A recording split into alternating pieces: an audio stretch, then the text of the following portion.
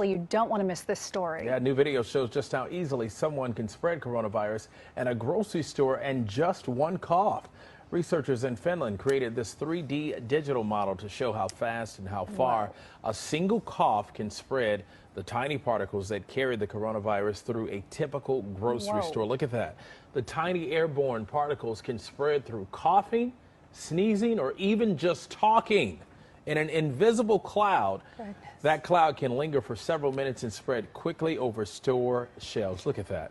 And people nearby end up breathing it in. So I hope if you're watching and you're trying to decide whether or not you should put on a mask, this should show you why.